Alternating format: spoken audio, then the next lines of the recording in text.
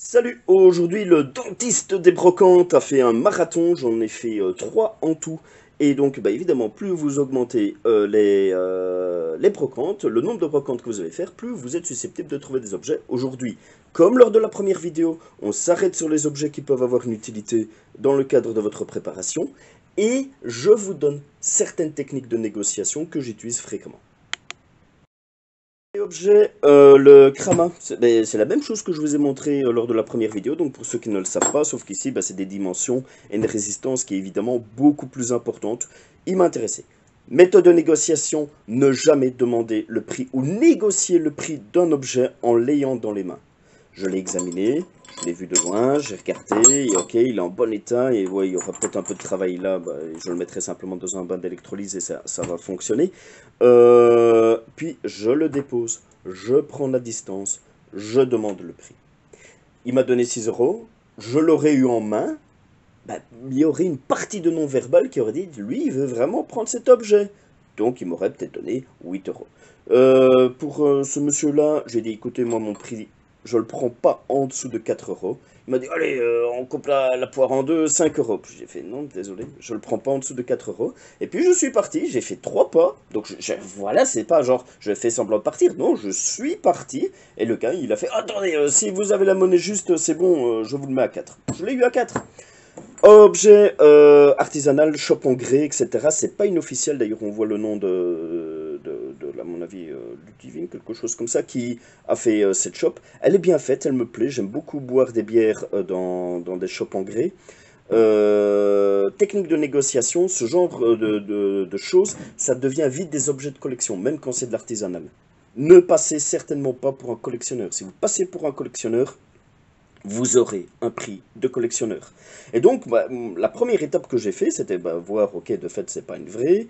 De toute façon, je pense que la bille de Chimène n'en fait pas, tout simplement. C'est bien dommage d'ailleurs. Mais je dis, oh, vous savez, moi, c'est bien fait. Pour quelque chose qui est fait main, encore une fois, référence à la première vidéo, je vous dis, il faut dégrader les choses. Il faut leur faire perdre de la valeur avant même de parler de prix. Je fais, oh vous savez, moi ce qui m'intéresse surtout, c'est voilà, c'est boire ma bière bien gentiment, qu'elle reste fraîche un peu plus longtemps parce que c'est justement de du grès, que la mousse reste un peu plus onctueuse. Mais en tout cas, je casse directement cet aspect, je suis un collectionneur. Surtout que sur le reste de l'étalage, c'est plein d'autres shops qui sont en grès comme ça, c'est des petits pains à glaçons Ricard, voilà, c'est des trucs de collectionneur. Il faut que je casse cette étiquette-là pour ne pas avoir un prix de collectionneur. Elle m'a proposé 6 euros. Oui, oui, aujourd'hui c'était le jour des 6 euros. Je l'ai eu à 4 euros. Voilà, des sangles industrielles. J'ai pas vraiment fait d'autres techniques de négociation. J'en ai repris une que j'avais expliquée lors de la première fois. Encore une fois, faire perdre de la valeur au bazar. On voit ici, c'est des sangles qui appartenaient à une entreprise. J'ai simplement dit, écoutez, vos sangles, là, elles sont tombées du camion, elles ont été volées par un employé. Mais vous le dites, comme je viens de le dire, avec un peu de bonne humeur, ça passe, etc. Mais déjà, ça met les gens un peu mal à l'aise. Genre, oh là là, le gars, il est en train de me dire que je suis en train de vendre des sangles qui ont été volées. C'est peut-être le cas, c'est peut-être pas le cas. En tout cas, j'ai rien qui peut me dire que ce matériel a été volé. Donc, on est loin de parler de recel. Mais vous mettez la personne un peu en stress, quoi.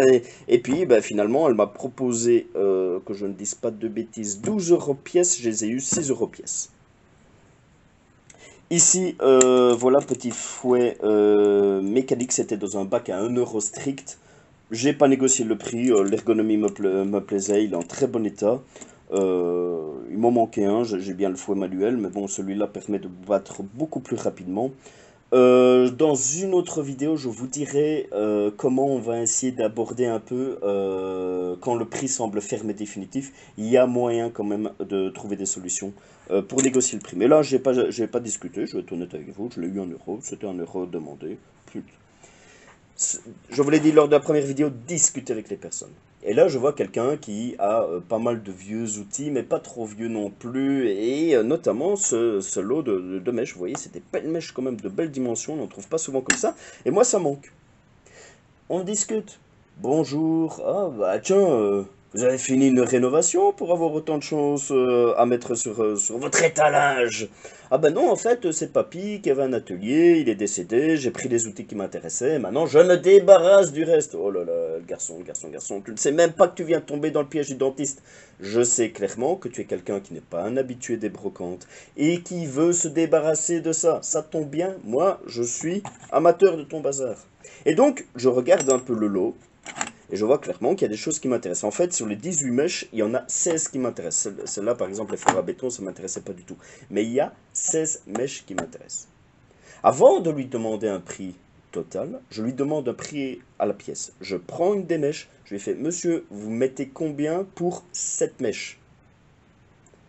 Il me donne 50 cents. 50 cents fois 18, parce que je vais lui prendre tout le lot, hein, je ne vais pas lui en laisser deux sur le côté. Le but, c'est justement lui débarrasser de ça pour qu'il ne le remballe pas en fin de journée. Donc 18 fois 50, 9 euros. Ça, c'est si voilà, j'achetais les mèches une par une. Mais comme je lui prends tout le lot, d'office, le prix va être meilleur, je lui en débarrasse. Et ben, je l'ai eu à 4 euros et le petit bac de rangement était gratuit. Et dernière acquisition de la journée, voilà ce filet en acier, etc. avec deux crochets aux extrémités. Il m'a coûté 0 euros, tout simplement parce qu'à la fin d'une des brocantes, j'étais boire un verre chez une connaissance, et cette connaissance m'a gentiment passé ce matériel, parce qu'elle s'en servait tout simplement plus. Voilà. Donc ça, rien que le filin, je pense qu'on arrive déjà facilement pour cette distance-là, peut-être à même à 30 euros, sans même parler des crochets. Ça, c'est un vieux bazar, donc on n'en retrouve pas forcément neuf actuellement, donc difficile de vous donner un prix. Les mèches, clairement, ça, bah, pour avoir cette dimension-là, vous n'allez probablement pas les trouver dans les surfaces les grandes surfaces de bricolage. Déjà dans les jobs un peu, dans les magasins un peu plus spécialisés, très certainement plus cher que 50 cents la pièce. Et comme vous avez vu, je suis encore redescendu en dessous des prix. Des sangles comme ça industrielles, clairement, vous allez tourner facilement autour des 20 euros pour cette dimension-là et pour cette résistance et cette largeur-là. J'ai eu un bon prix. Ça, c'est un objet d'artisanal, donc on ne peut pas vraiment comparer. Voilà, d'autres shops comme ça de bière artisanale, de bière trabiste, mais même des choses qui sont faites artisanalement, ça peut aller jusque 20 euros. Et pour ça, c'est un vieux outil difficile de comparer avec quelque chose d'actuel. Voilà, encore une fois, ben, la possibilité, encore une fois, de pouvoir s'équiper lors des brocantes dans le cadre de votre préparation. Bon, ça peut-être de côté. Ça, c'est intéressant pour la préparation, c'est intéressant pour la préparation, c'est intéressant pour la préparation, c'est intéressant pour la préparation, c'est intéressant pour la préparation, pour un budget qui est complètement cassé, qui est complètement ridicule. Et malgré ça, il y a encore possibilité de négocier avec les petites astuces que je vous ai données. Voilà, il y aura d'autres brocantes qui sont encore prévues sur la saison. Je vais peut-être trouver encore d'autres acquisitions. Ce sera peut-être l'occasion de vous parler encore d'autres techniques de négociation, parce que le dentiste, il a plus d'un outil dans sa poche pour arracher les molaires. Voilà, très bonne soirée à vous et préparez-vous.